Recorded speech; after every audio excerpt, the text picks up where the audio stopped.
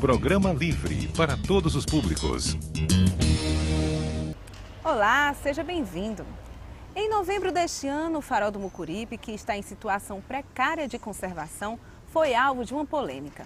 Isso aconteceu exatamente porque, sem autorização dos órgãos responsáveis, foram pintadas as paredes com grafite. Mas afinal, as intervenções em bens públicos podem trazer impactos positivos ou negativos? O Panorama 180 Graus de hoje vai discutir sobre grafite em patrimônio público. Para esse debate, nós trouxemos o arquiteto urbanista Paulo Angelim e o grafiteiro Doug Iacê. É um prazer recebê-los aqui. Para começar, eu gostaria de saber, o patrimônio público pode ser transformado em arte?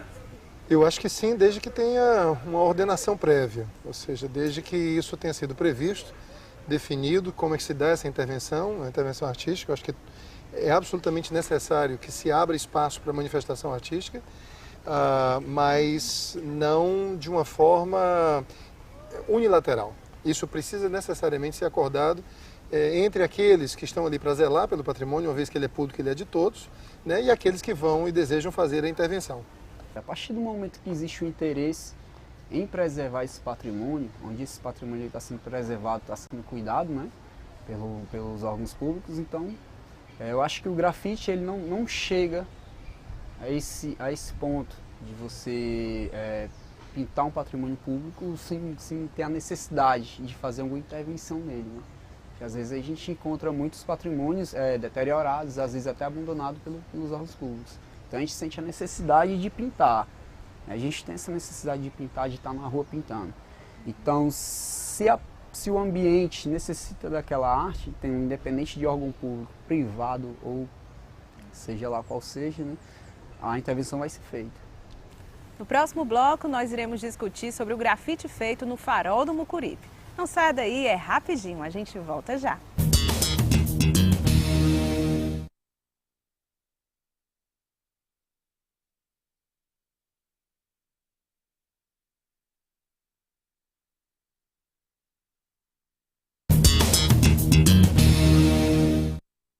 No programa de hoje, nós estamos discutindo sobre grafite em patrimônio público. Para esse debate, nós trouxemos o arquiteto urbanista Paulo Angelim e o grafiteiro Doug Iacê.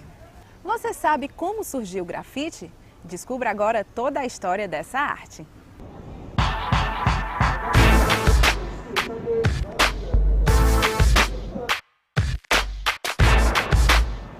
O grafite surgiu em Nova York no início da década de 70. Nessa época, a maioria dos grafiteiros deixavam a sua marca como assinaturas, conhecidas como tags, com o número que correspondiam à rua onde moravam ou o número de suas casas.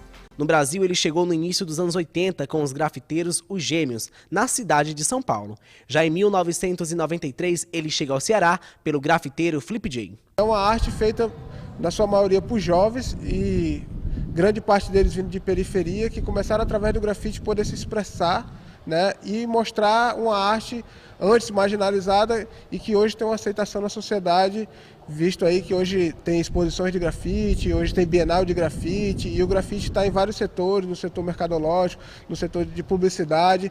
Várias empresas hoje procuram o grafite porque ele tem uma linguagem que trata diretamente com o jovem. Hoje se tem até um mercado que você pode trabalhar com grafite comercialmente. Então, no Brasil é um dos países onde tem mais essa aceitação no mundo, porque na Europa ainda tem muitos países que é proibido pintar, que é proibido fazer grafite, apesar de ter muito grafite, mas ainda é proibido, e as pessoas fazem de forma ilegalmente. Mas até esse ilegal ele é uma coisa construtiva e não destrutiva. Mas o que a legislação brasileira fala a respeito do grafite? Hoje os municípios, do modo geral, estão autorizando por lei, alguns municípios, a questão da prática da arte do grafite. Nós não podemos achar que, como antigamente, o chamado grafiteiro seria sempre, digamos assim, uma pessoa arredia da sociedade. A sociedade tratava o grafiteiro como se fosse uma pessoa arredia que só vinha poluir mesmo visualmente a cidade, sujar a cidade. Quando a prática de grafite não tem uma devida autorização, o autor pode ser punido. Esses grafiteiros hoje, eles estão poluindo a cidade e hoje eles respondem, né, por uma penalidade de até 6 meses, mas que sempre essa penalidade ela é transformada em uma atividade em prol da sociedade. Digamos, a condenação em si seria ele prestar serviços comunitários. Um dos serviços comunitários seria ele limpar aquilo que ele sujou.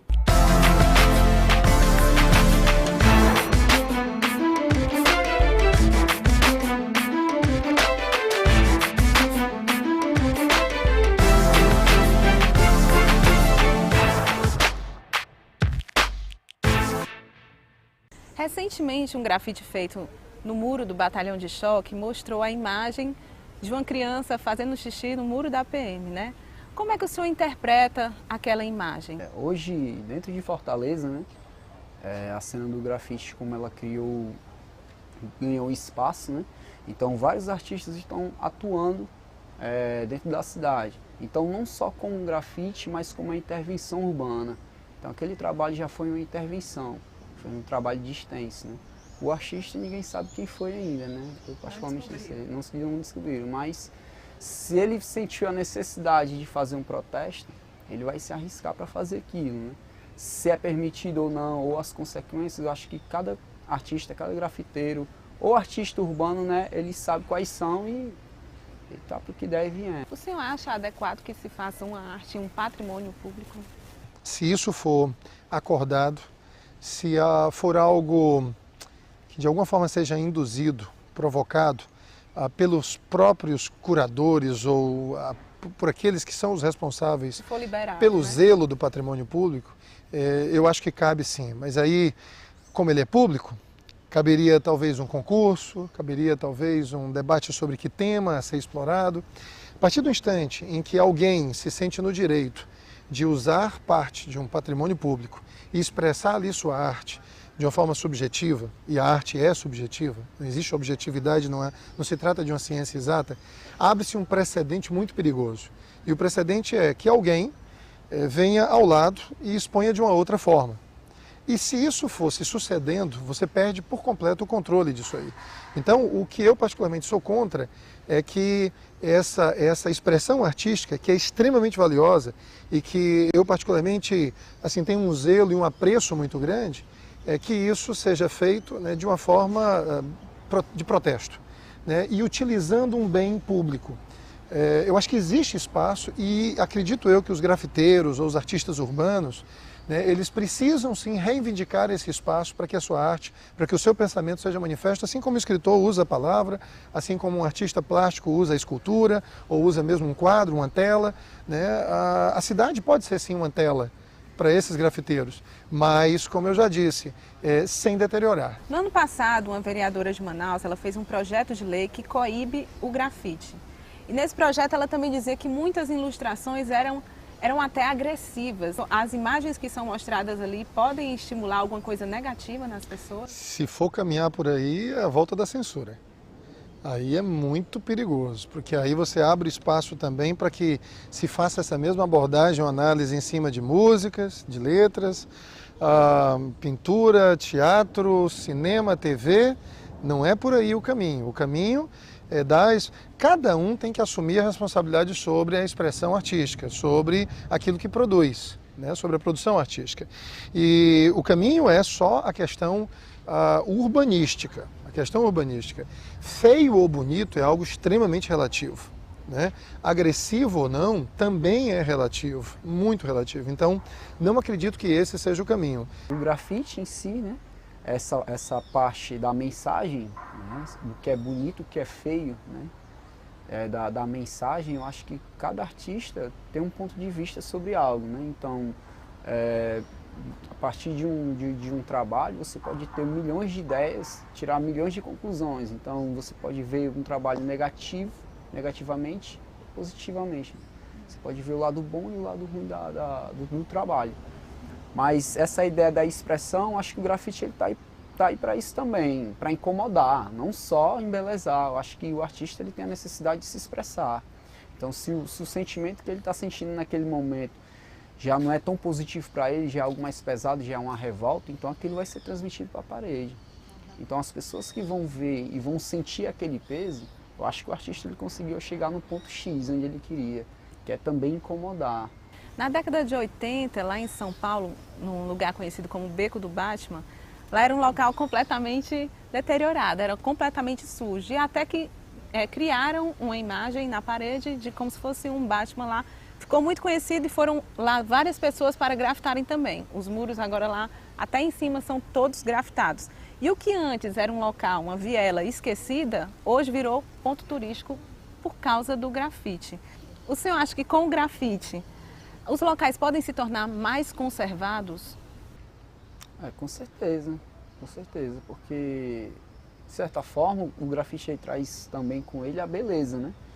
Então, o grafite ele pode ser trabalhado de uma forma artística, né, também para poder embelezar nos locais, né, e esteticamente pode ser trabalhado de forma a melhorar o ambiente, melhorar a visibilidade daquele local, né?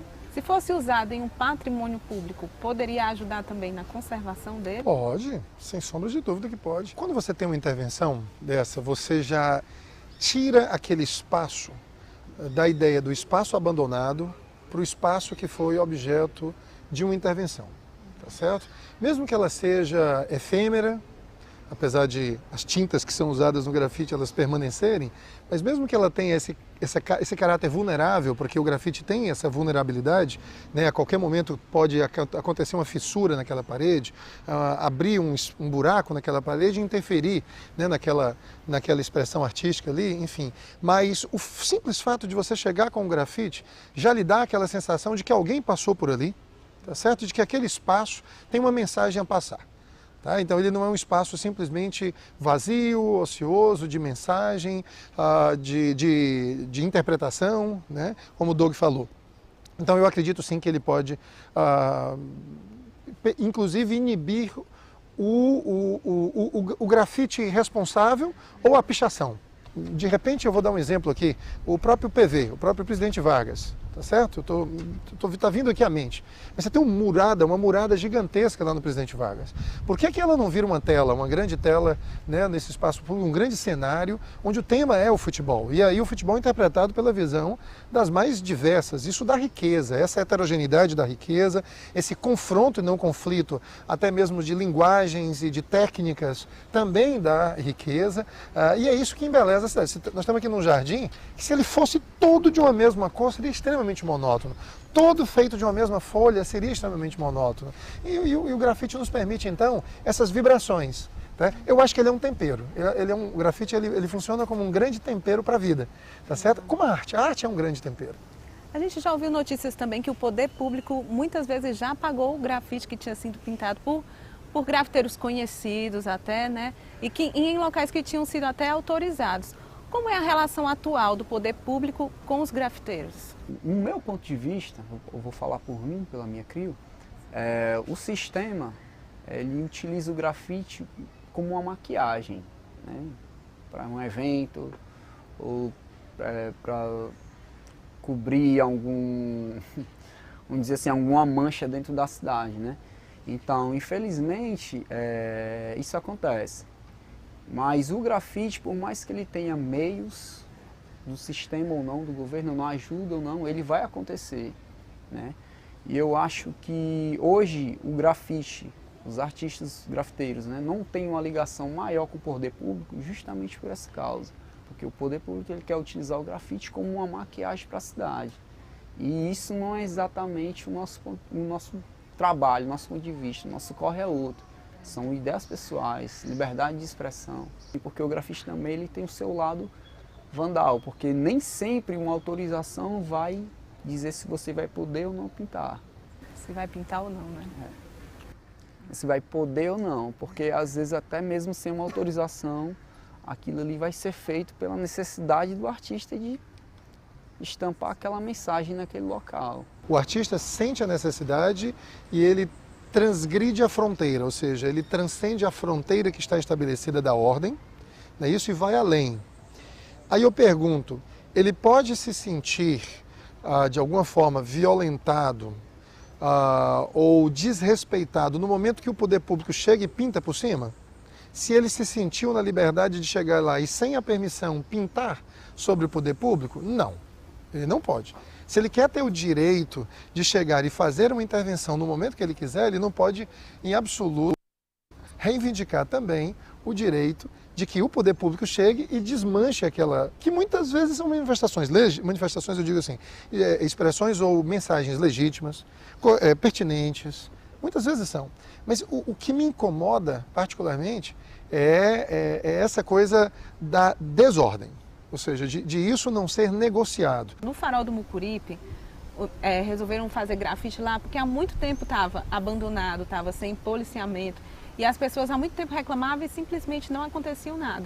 Depois que fizeram grafite lá, foi que algumas secretarias se reuniram e começaram a pensar na revitalização do farol.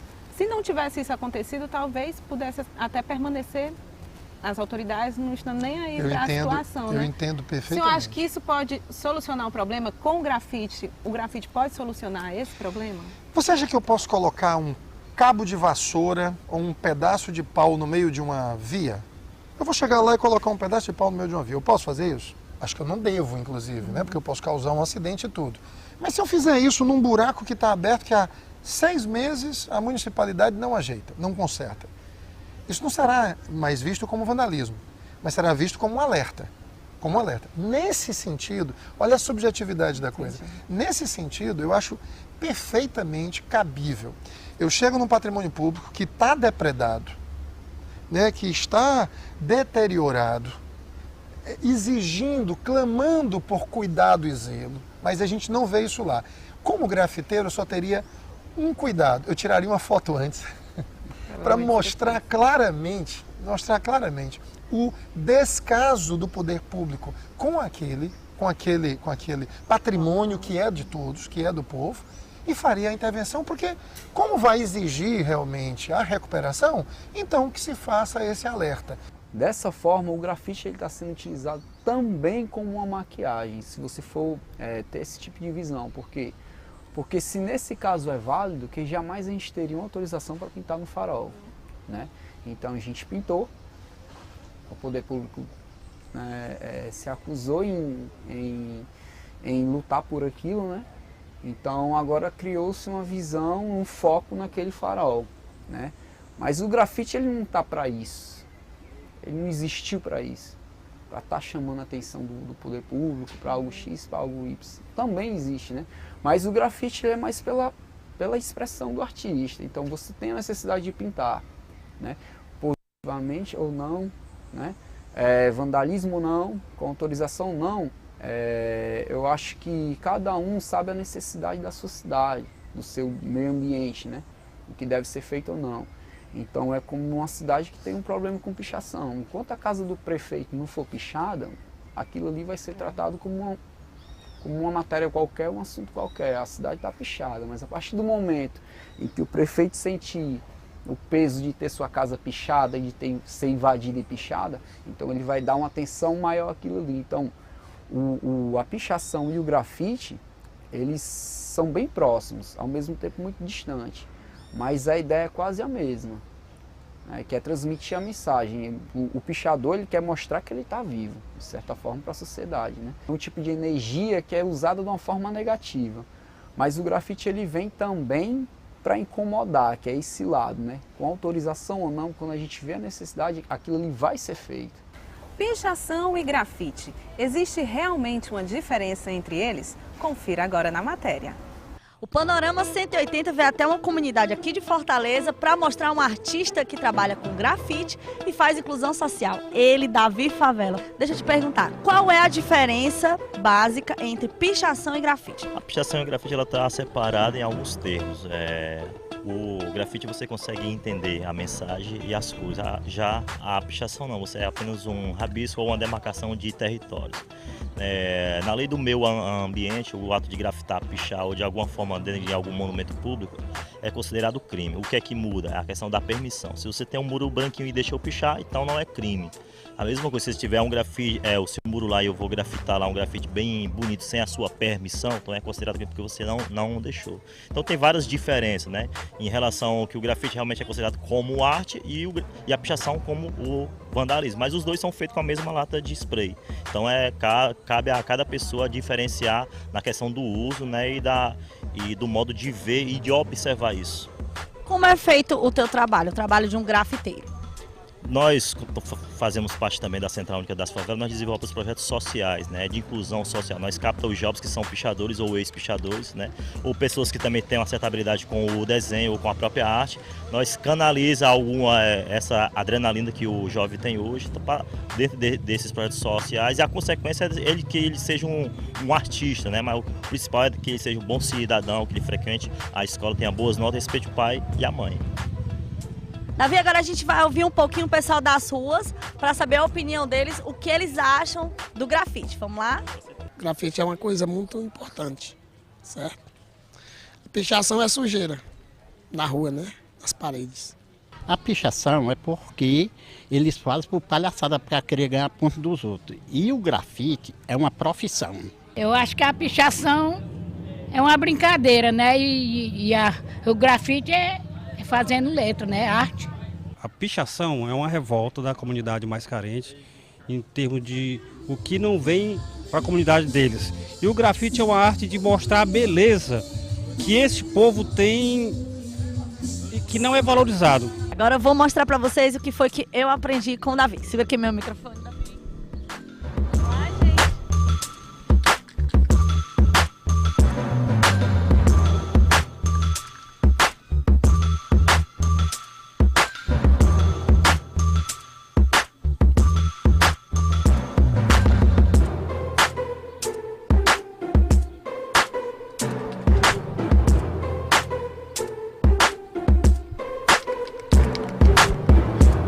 Fui bem? Dá para enganar o cego no escuro, mas dá para continuar o trabalho. Obrigada, viu, Davi? É isso aí, galera. A gente viu agora na matéria, né, a diferença entre grafite e pichação. Eu tive a oportunidade de conhecer o Projeto Farol um tempo atrás. E o Projeto Farol são grafiteiros que se reuniram para, em uma comunidade, ensinar para crianças e adolescentes a grafitar, né, porque eles sentiam necessidade disso. E aí no começo das aulas eles já iam falando, olha, vocês têm que encontrar a sua personalidade, todo mundo desenha diferente, é de uma forma diferente. Só que depois, quando eu fui entrevistar individualmente lá, eu vi que tem uma semelhança entre eles. A grande maioria me falou que antes de ser grafiteiros eram pichadores, tanto os grafiteiros como os alunos que estavam ali. O grafite é como se fosse uma evolução da pichação? Não. Quem sabe, por um lado pode ser, mas a ideia é a mesma, né? A ideia é a mesma. Mas são dois lados, né? São dois lados que eles caminham lado a lado, porque a pichação você aprende na escola. Não vou dizer nem no seu bairro, acho que a pichação você aprende na escola. A partir do momento que você pega o corretivo e risca a cadeira, aquilo passa para a parede, passa para a coluna, depois você já começa a utilizar o piloto do professor, né? Depois um giz de cera, enfim. Você aprende a pichar na escola, mas esse ato de riscar já é pré-histórico, né? Então, no tempo das cavernas, o ser humano sentia a necessidade de se expressar através de traço, através do desenho, né? Então, banheiros públicos, ambientes públicos, sempre é riscado, as cadeiras, poltronas, enfim.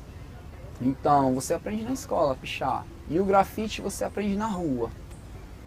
Né? Então, na escola você aprende a pichar, na pichação você vai para a rua. Então, na rua você pratica a pichação e encontra o grafite. Você então, acha são que dois lados, ele começa a se separar nesse momento. Você acha que eles permanecem na pichação porque ainda não conheceram o grafite? Se conhecerem, podem se afastar, como aconteceu com esses meninos do Projeto Farol? Então, a pichação ela também é muito de momento, né? Como você é muito jovem, às vezes você tem muita energia, tem muita disposição, né? Então aquela adrenalina, as amizades também, né? Acho que a pichação ela já não é mais um ato praticado só dentro das periferias. Eu acho que a classe média também cresceu bastante, né? Esse ato de pichação, da pichação, dessa aventura, né? Então, o grafite ele já é mais do lado artístico da coisa, sempre é algo a mais. A pichação você vai ter apenas a sua tag, o seu picho em vários locais, né? Então o grafite já é uma mensagem a mais, então que aquilo que a pichação ela não proporciona vários meios. O grafite ele já tem vários meios, você pode usar cores, imagens, desenhos, e você tem aquela liberdade de trabalhar aquela técnica, você aprende técnicas. A partir da sua curiosidade, a sua disposição sobre aquilo, sobre aquele tema, então você começa a estudar o grafite, né? E a pichação você fica naquela mesmice, sempre o mesmo nome, sempre aquela fama interna, né? A Lei Cidade Limpa, quando ela foi colocada em vigor, ela apagou lá em São Paulo praticamente todos os desenhos dos grafites que estavam lá na cidade, né? Só que 5 anos depois, pensaram melhor e resolveram colocar, determinar espaços para que esses grafiteiros fossem para esses espaços para fazer painéis nesses locais. O senhor acha que se fosse criado aqui em Fortaleza também espaços específicos para os grafiteiros, seria melhor para organizar essa arte? Eu acho mais fácil, e eu acho que mais lógico e racional, você dizer onde não pode. Tá? E deixar, porque muitas vezes o poder público não consegue encontrar, não consegue enxergar que certos espaços, eles possam ser suporte para a materialização daquela expressão artística. Né? Então, essa coisa de criar espaços, né, definidos, ele acaba sendo restritivo também, ele acaba de alguma forma restringindo a criatividade, né? Porque o que eu faço com aquela caixa d'água que existe ali na Praça da Imprensa? Aquela caixa d'água, em um determinado momento, ela já foi, eu não sei nem se ainda está ou não, eu não me recordo agora se ela ainda está ou não, ainda com uma pintura interessante, que era uma pintura semelhante a uma árvore, né? Um tronco, é como se fosse um tronco com uma copa. É possível que num gabinete público, aquele que estiver definindo esses espaços não consiga enxergar nessa caixa d'água um suporte para que o grafiteiro chegue e manifeste a sua expressão. Mas o grafiteiro não, ele tem um outro olhar, e o seu olhar ele é muito mais aberto, ele é muito menos limitado. Então, de modo que eu acho que, número um, o patrimônio privado e o patrimônio público, se forem sujeitos, se forem objeto dessa expressão, ou seja, dessa intervenção, isso precisa ser acordado. Eu sou o mundo do diálogo, eu gosto do diálogo porque eu sei que o Doug ficaria extremamente frustrado, para não dizer qualquer outro, para não usar qualquer outro atributo, se porventura alguém se sentisse no direito de pegar uma expressão artística dele e pintar sobre ela. Você acha mesmo que é para ter uma ordem em relação a onde que deve ser grafitado ou não? Então, acho que se fosse de haver uma ordem, né, algo relacionado ao tema, acho que antes de chegar no grafite, a gente teria que chegar nos marqueteiros, né, nos pessoais de cartazes de banda, que em todo canto, cara, aqueles caras colam tudo em todo canto, a sujeira é horrível na cidade. Pinturas de murais de propaganda, também, que muitas das vezes são feitos sem autorização nenhuma, assim como a colagem de cartazes. Então, acho que o principal vilão do grafite hoje são os cartazes, porque dentro da hierarquia do grafite e da pichação existe um respeito, né? Existe um respeito muito grande. Ninguém grafita em cima do outro. Um não pode fazer em cima do outro. Então, se existe esse respeito, se existe essa ordem entre pessoas que nem se conhecem, então... Mas respeitam mesmo, Doug? Respeitam bastante. O pichador, ele não picha em cima do grafite? Então, o que acontece? Os mais novos, né, os que estão iniciando, às vezes não tem esse respeito, porque não tem essa visão. Né? Mas os mais antigos, eles respeitam, né, e passam esse ensinamento para os outros. Então, hoje em dia, a gente pode sim dizer que há um respeito entre os grafiteiros e os pichadores. Não sai daí, a gente volta já.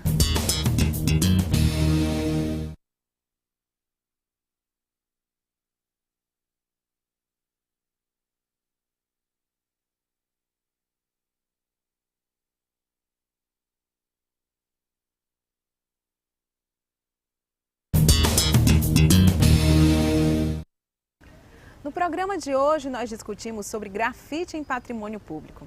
Nosso programa está finalizando. Eu abro então espaço para as considerações finais dos nossos convidados. Um mundo colorido é um mundo muito mais agradável de se viver. E eu acho que o grafite colore o mundo, né? Dá asas à imaginação, inspira as pessoas. A única coisa que eu acredito que precisa existir é esse ordenamento, esse diálogo entre o grupo que representa, esse grupo que se manifesta através desse meio, e os poderes públicos e até mesmo a iniciativa privada. Porque eu acho que a gente subutiliza o poder que o grafite tem.